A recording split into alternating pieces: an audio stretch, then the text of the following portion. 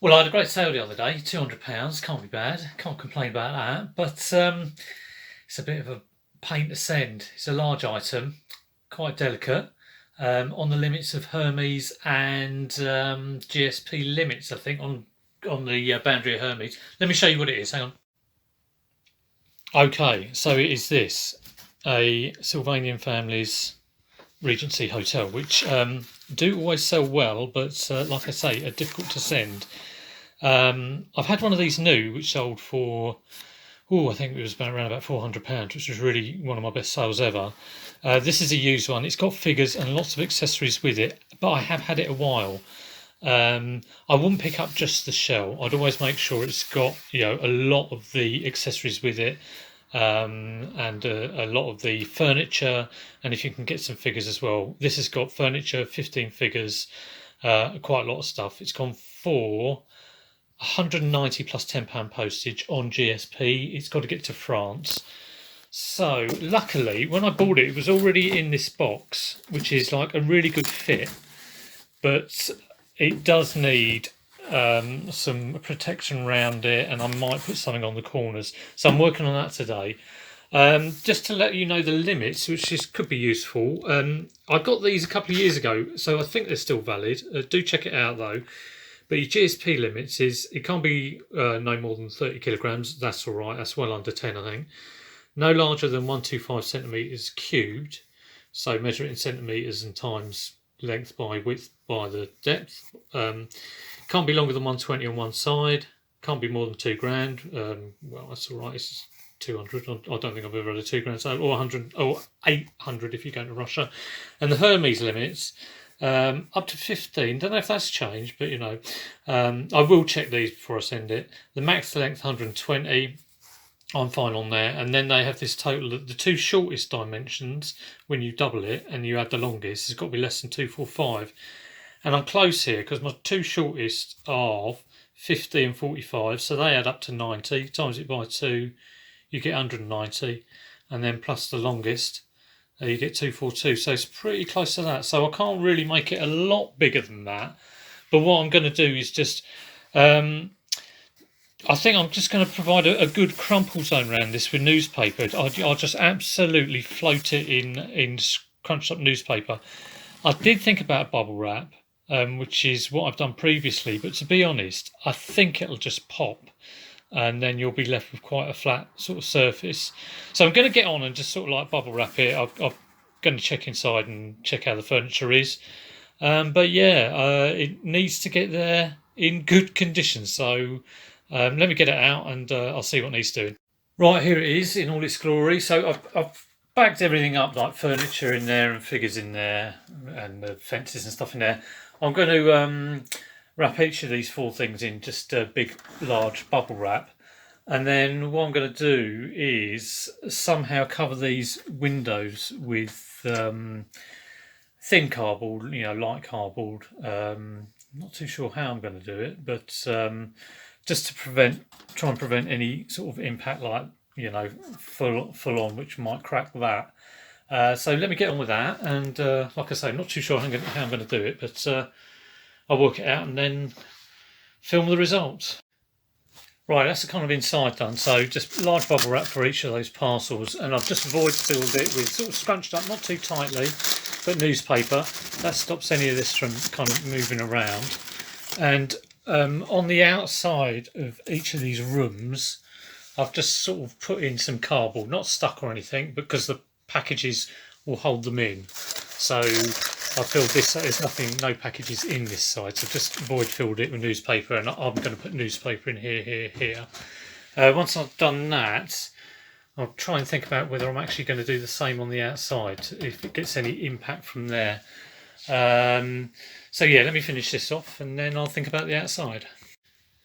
Right, I'm kind of undecided what to do here really. There's these windows.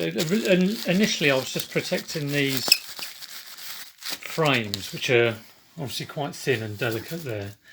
But there are these window frames, and I've put on large bubble wrap, but I can feel that's not providing much protection there.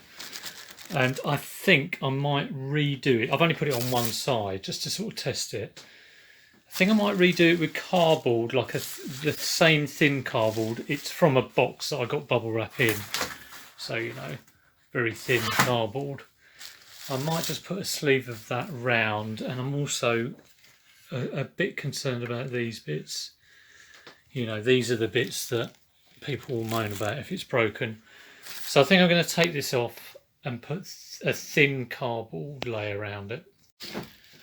Okay, sleeve created, just got to take that on. But before I do that, I'm just going to put 2 sheets in here to act as a crumple zone, really. I'm thinking more and more about sort of like, you don't need loads of bubble wrap, but you just need to make sure you've got, you know, if something impacts there, you've got a good kind of crumple zone. It's a bit like a car, really. I know Edward on Antiques Arena channel, he talks to Nick quite a lot. He sells a lot of valuables, you know, crocs and glassware and stuff like that. And he always floats stuff in newspaper. So it's always worth thinking about, like, crumple. I mean, I could put like loads and loads of cardboard, but if that got a whack, the impact would still go through. So it's you've got to think about absorption of impact. So that's why I'm doing that. Right, that is the inner sleeve done. So you can just see there is sort of like just crumpled newspaper just to provide a bit of added protection in there. Get back in focus. Just taped it around now. Hopefully it will then fit back in this double-walled box. I'm going to put crumpled newspaper on the bottom, which might add to the kind of risk of it not going in. And then once this is in, I will pack this with newspaper as well. So fingers crossed that it is going to fit back in the box. There we go, 9 sheets, just scrumpled up. It will flatten down, obviously, but hopefully not take up too much room. So fingers crossed. Well, it has just not fitted, which is just typical, really. I don't really want to risk, considering you've got bits like that. I'm not just going to squash that on. So originally this box was a bigger box, but it's been sort of cut down. And bits have been cut off here. So I am going to make it a bigger box. It does mean I won't be able to send it via Hermes because it'd be too big for them. And from memory, when I sold my new one, because I put that in a box because it was a high value item, I sent it DPD. Now I've just checked DPD quickly. This is at the moment about 9 kilograms. I think it's going to be under 10 kilograms, but DPD quoted me £15.59. So that's inclusive of the VAT. I think it's £12.99 without the VAT. So I'm happy with that. Like I say, I was glad with the price I got. I only charged £10 postage because I thought it would go Hermes, but got more than I thought I was going to get for the price of the actual item. So I'm probably going to send it DPD. I did try and look on UPS, but trying to get a quote out of their website, you have to jump through so many hoops. I might check them before I send it, but it's probably going to go DPD. So what I'm going to do now is just get this box back up to like the height it should be, and I'm going to have to find other bits of cardboard and stick it on, a bit of a Franken box at the end, and then I will fill this void. I've got a nice kind of void there, and that'll be with scrunched up newspaper as well, and in these gaps around here. So when that's all done, it should be finished, and I'll be able to show you a lovely packaged up parcel. Right, almost there. So what I did was just laid a kind of width of cardboard this way and a width of cardboard that way.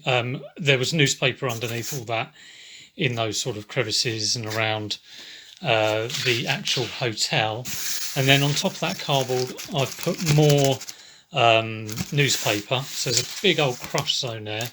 And then I've just interlocked the flaps so that they kind of support each other.